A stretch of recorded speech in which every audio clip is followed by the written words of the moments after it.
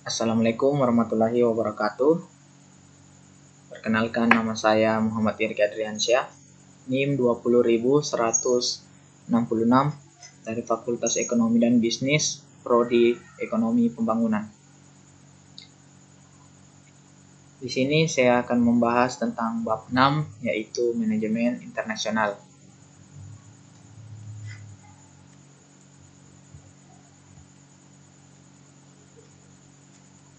Kita masuk ke yang pertama, yaitu pembahasan.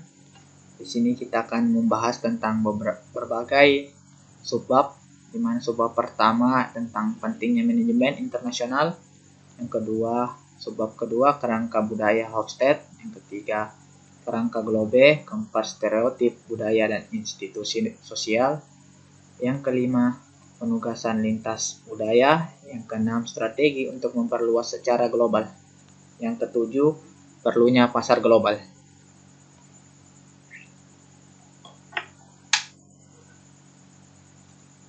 Yang pertama, kita masuk ke subbab yang 6.1, yaitu pentingnya manajemen internasional. Manajemen internasional adalah area kritis bagi setiap siswa manajemen yang serius karena globalisasi, fenomena dunia di mana negara-negara di dunia menjadi lebih terhubung dan di mana hambatan perdagangan antar negara menghilang.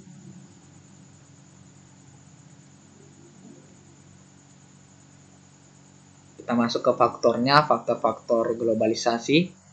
Yang faktor globalisasi pertama yaitu menurunkan hambatan perdagangan. Faktor globalisasi pertama yaitu faktor kritis pertama adalah penurunan hambatan perdagangan melalui perjanjian perdagangan. Kebijakan pemerintah di mana negara-negara setuju untuk menghilangkan hambatan lintas batas perdagangan dan untuk mempromosikan integrasi global.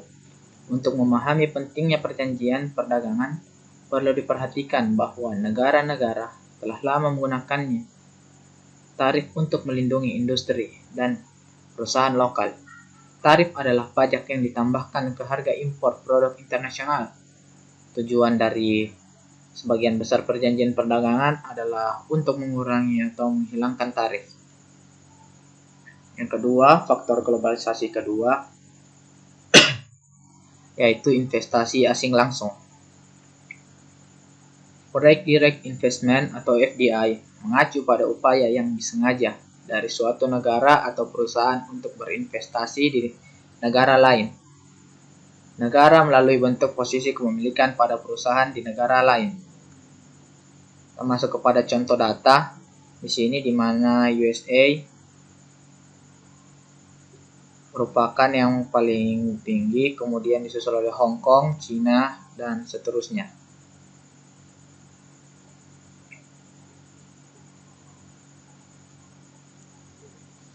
Masuk ke faktor globalisasi yang ketiga, yaitu internet. Berkat luasnya internet saat ini, faktor globalisasi internet, pertumbuhan internet dan tingkat penetrasi dari populasi yang memiliki akses ke internet. Berkat luasnya internet saat ini, perusahaan manapun di dunia dapat menjual produknya kepada siapapun di dalamnya. Faktanya, perkembangan teknologi informasi dan pengurangan biaya teknologi peralatan berarti bahwa perusahaan multinasional manapun dapat menjangkau siapapun di dunia. Media sosial seperti Twitter, Facebook, dan WhatsApp juga menyediakan sarana bagi perusahaan multinasional untuk membangun hubungan dengan pelanggan di seluruh dunia. Data juga menunjukkan bahwa bahkan negara-negara yang sebelumnya hanya memiliki sedikit akses ke internet, kini mengalami hal yang luar biasa pertumbuhan untuk memberi Anda lebih banyak wawasan tentang pertumbuhan internet. Seperti ditunjukkan pada gambar tersebut, penyebaran internet tidak dapat diabaikan secara kolektif. Jumlah pengguna internet hingga 3,8 miliar individu, mewakili setengah dari populasi dunia. Selain itu, sementara tingkat penetrasi di beberapa kawasan seperti Eropa dan Amerika Utara yang tinggi, tingkat penetrasi di kawasan Asia sebesar 46,7% dan Afrika sebesar 31,2%. menyatakan bahwa negara-negara ini memiliki potensi besar jika dibarengi dengan pertumbuhan yang memusingkan. Tingkat internet di wilayah seperti Afrika lebih dari 80.000% meningkat dari tahun 2000 hingga 2017. Amerika Latin sebesar 2.137% dan Timur Tengah sebesar 4.374%. Perusahaan multinasional manapun harus menghargai pentingnya pertumbuhan internet. Kita masuk pada subbab selanjutnya 6.2, yaitu tentang kerangka budaya Hofstede. Tren menunjukkan bahwa imigrasi, pergerakan orang dari negara asalnya ke negara-negara lain, akan terus tumbuh di seluruh dunia, sebuah proses yang akan berkontribusi dalam membentuk tenaga kerja perusahaan semakin beragam.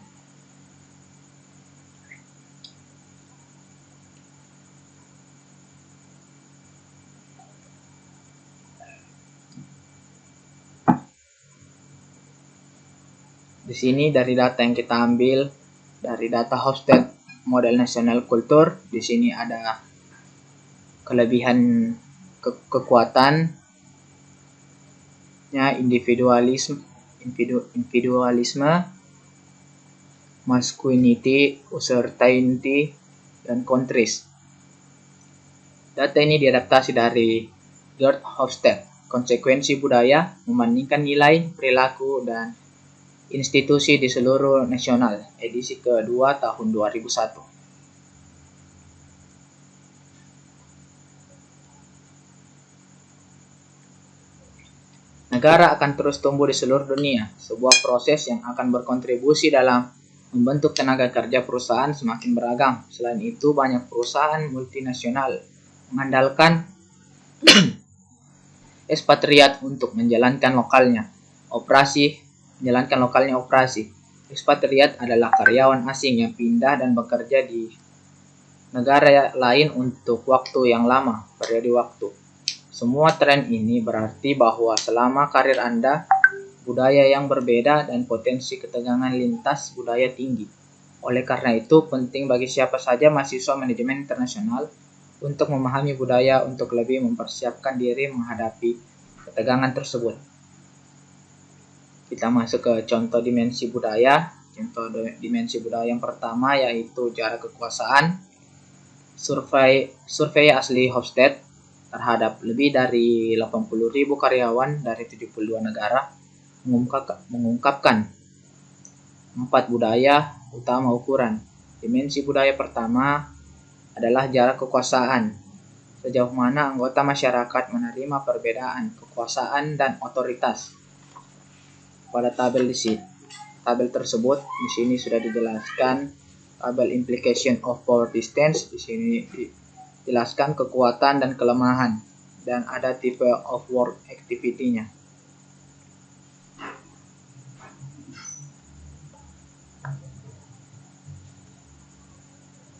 Contoh dimensi budaya yang kedua yaitu tentang individualis dan kolektivisme. Dimensi budaya kedua yang kami pertimbangkan di sini adalah individualisme dan kolektivisme. Individualisme mengacu pada sejauh mana masyarakat berfokus pada hubungan individu dengan kelompok. Pada tabel di sini sudah bisa dilihat dari ada tipe of work activity-nya, aktivitas, dan low individualisme atau high kolektivisme, dan ada tabel high individualisme atau low kolektivisme.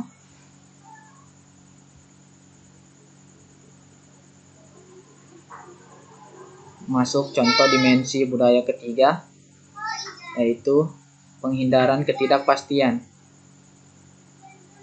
Dimensi budaya ketiga Hofstede adalah penghindaran ketidakpastian.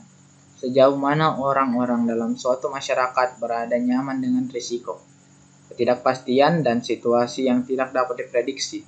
Orang-orang dalam masyarakat penghindaran ketidakpastian tinggi cenderung ingin menghindari ketidakpastian dan ketidakpastian. Kita ambil dari contoh data yang sudah diterapkan di sini dari contoh implication of certainty, avoidance. Ada seperti tabel yang kayak tadi, ada type of work activity, law. Tapi di sininya berbeda, yaitu terdapat law of uncertainty avoidance. Yang ke tabel ini selanjutnya high certainty avoidance. Masuk ke contoh yang dimensi budaya keempat, yaitu tentang kejantanan. Dimensi keempat dan terakhir yang kami pertimbangkan adalah maskulinitas. Sejauh mana suatu masyarakat menekankan kualitas maskulin tradisional seperti kemajuan dan pendapatan. Dan di sini data yang sudah diterapkan masih seperti dengan yang tadi ya, seperti ada type of work activity, high masculinity, low masculinity. Masuk kepada subbab 6.3.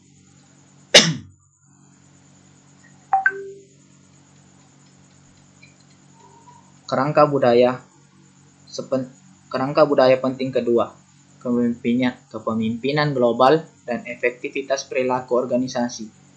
Organisasi proyek atau global memberikan para manajer lensa tambahan yang dengannya mereka dapat lebih memahami caranya bekerja dengan baik di lingkungan internasional.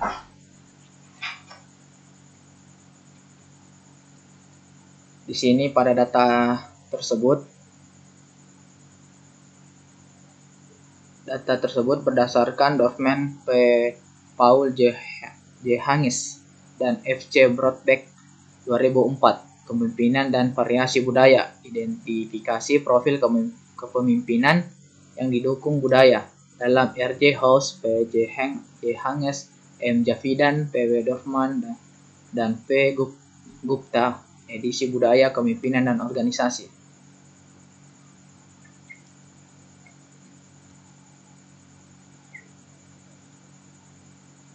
Kita masuk kepada subbab yang keempat tentang stereotip budaya dan institusi sosial.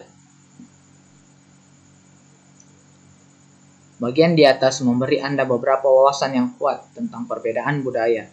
Namun, meskipun demikian, pengamatan sarjana budaya sering menemukan contoh di mana realitas budaya tidak selalu cocok atau sepenuhnya ke dalam kategori yang diusulkan oleh model.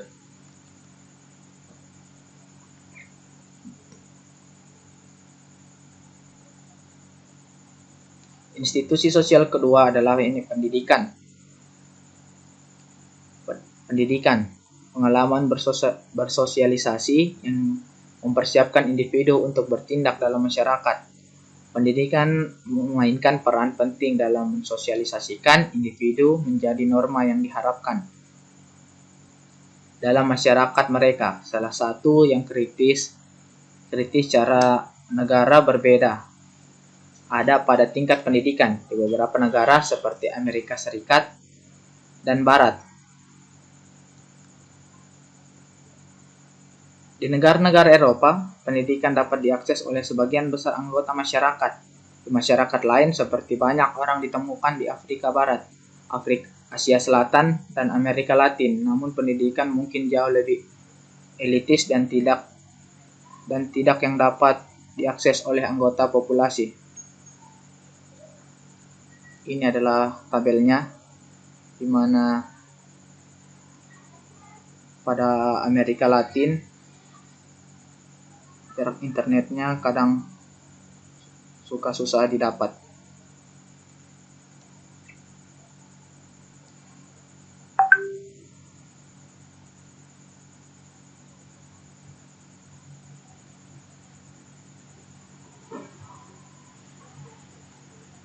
Ini adalah jumlah agama di dunia berdasarkan penelitian.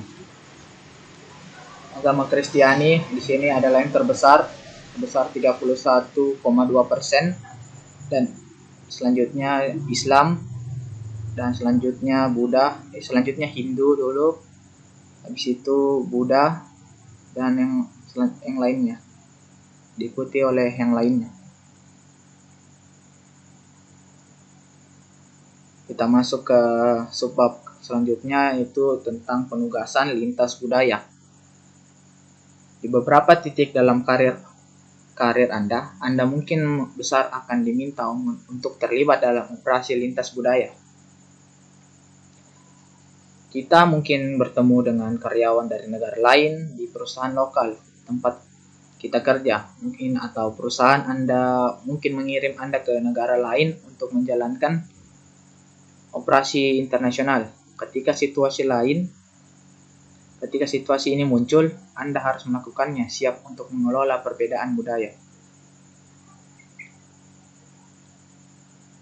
Ini adalah tabel berdasarkan Jacob Ensberg, Hyun Jung Lee, Frank Brook, Barbara Brenner, Mary Therese Claes, Jacek Mironsky, dan Roger Bell. Bisakah sekolah bisnis membuat siswanya kompeten secara budaya? Pengaruh kursus manajemen lintas budaya pada Cultural Intelligence Akademi Pembelajaran dan Pendidikan Manajemen. Ini adalah contoh tabelnya, Cultural Intelligence Statements.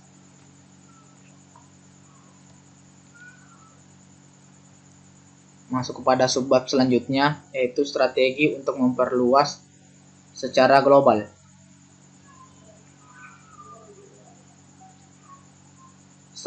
Strategi global, perusahaan dapat memilih untuk mengejar salah satu dari 3 strategi utama. Yang pertama yaitu strategi global, di mana semua operasi dan aktivitas dikelola dengan cara yang sama di seluruh dunia. Kedua, strategi regional, di mana kegiatan dan operasi disesuaikan dengan kebutuhan regional. Ketiga, strategi lokal, di mana operasi perusahaan diadaptasi agar sesuai dengan negara tertentu. Pada bagian sebelumnya kita telah mempelajari tentang perlunya seorang siswa manajemen internasional yang serius untuk menghargai bagaimana negara berbeda dan beberapa cara yang mungkin untuk mengatasi perbedaan ini. Perusahaan manapun yang terlibat dalam bisnis saat ini juga perlu memahami lingkungan bisnis global dan bagaimana hal itu dapat berperan dalam hal ini di lingkungan hidup. Ini adalah contoh kendaraan listrik dan hibrida selain Ford. Banyak pabrikan mobil telah mengambil keputusan strategis untuk menyediakannya kendaraan listrik dan hybrid untuk pasar global. Digambarkan di sini adalah kendaraan listrik hibrida Toyota Prius. Toyota menggunakan pendekatan regional operasi globalnya. Ini adalah contoh kendaraan listrik tanpa perlu mengisi bensin. Ini kendaraannya tinggal dicas. Kita masuk ke subbab terakhir, perlunya pasar global. Pada bagian ini kami mengeksplorasi beberapa metode yang dapat digunakan perusahaan untuk go internasional dan bagaimana mereka dapat menerapkannya. Seperti yang telah kita lihat berkali-kali sebelumnya, setiap metode untuk memasuki pasar internasional memiliki kelebihan dan kekurangannya, dan terserah tim manajemen internasional untuk mencari tahu yang mana paling cocok untuk perusahaannya dan untuk negara tempatnya beroperasi. Di sini contohnya seperti ada 3. Yang pertama, alasan internasionalisasi. Sebelum kita membahas bagaimana perusahaan dapat go internasional, mari kita lihat mengapa perusahaan mungkin ingin berkembang internasional di tempat pertama. Yang kedua, fasilitas perdagangan. Pada tingkat dasar, mengandalkan pasar domestik bisa menjadi masalah karena banyaknya faktor pendorong globalisasi. Perusahaan dari semua ukuran dan tipe ingin memanfaatkan pasar global untuk berkembang dan mencapai keunggulan kompetitif yang berkelanjutan. Yang ketiga, peluang pertumbuhan. Faktor penting lain yang mendukung internasionalisasi adalah pasar negara berkembang seperti China, India, Brasil, dan Malaysia akan terus tumbuh dan menghadirkan perusahaan dengan peluang luar biasa. Kita masuk ke contoh cara go internasional pertama, yaitu dengan cara mengekspor. Mengingat pentingnya perusahaan untuk go global, ada berbagai cara yang dapat digunakan perusahaan untuk melakukannya. Pendekatan yang paling dasar dan hemat biaya adalah mengekspor, di mana perusahaan mengirimkan produknya ke sebuah pasar internasional dan memenuhi pesanan sama seperti memenuhi pesanan domestik. Contoh Dimitri kami sebelumnya Vornikov, atau yang menjual perhiasan dan jam meja yang terbuat dari batu semi mulia, Rusia hingga internasional. Pelanggan di eBay Rusia adalah contoh sederhana dalam mengekspor. Namun, perusahaan juga menjadi lebih terlibat dalam proses dan memiliki kantor khusus di negara lain untuk menangani ekspor.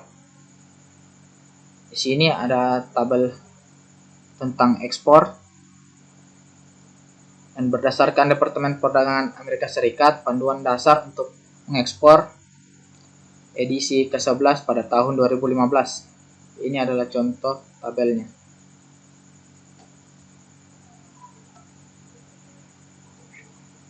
Masuk ke cara globalisasi go internasional kedua, tentang aliansi strategis. Karena beberapa bahaya perizinan dan waralaba, perusahaan seringkali dapat lebih terlibat operasi global dengan terlibat dalam aliansi strategis. Aliansi strategis internasional terjadi ketika dua atau lebih banyak perusahaan dari berbagai negara membuat perjanjian untuk melakukan kegiatan bisnis bersama. Di sini saya ambil contoh datanya tentang Integration of Business Risk, Direct Management and Control of Business, dan lain-lain. Alasan untuk memasuki aliansi strategis berdasarkan PwC 2015, Korting Cina, harapan perangkap dan faktor keberhasilan kemitraan bisnis Sino-Korean di Tiongkok.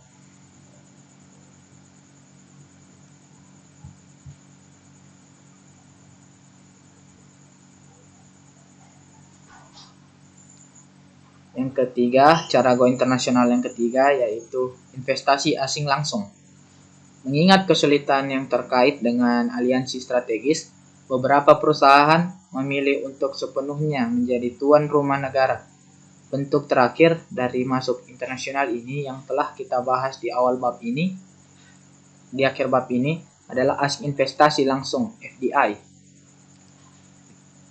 yang terjadi ketika sebuah perusahaan berinvestasi di negara lain dengan membangun fasilitas dan bangunan di negara itu. Ini data tentang investasi asing langsung, di mana ada pembelajaran, dan di sini adalah faktor kunci kesuksesan. Ada faktor kunci kesuksesannya. Berdasarkan studi yang diulas dalam Lydia Danik dan Isabella Kowalik, faktor sukses dan hambatan perkembangan dirasakan oleh perusahaan global kelahiran Polandia, hasil studi empiris. Ini contoh datanya tersebut.